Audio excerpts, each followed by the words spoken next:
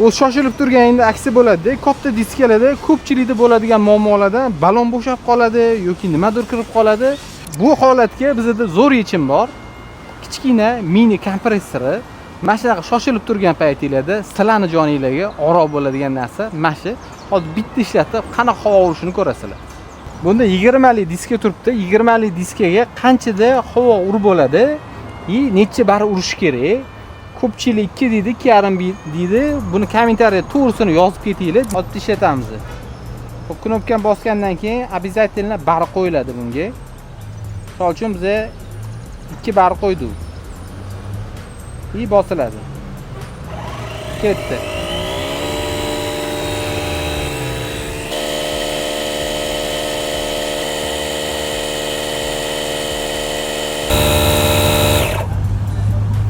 İki barga chiqqandan keyin avtomatik apparat o'zi to'xtaydi.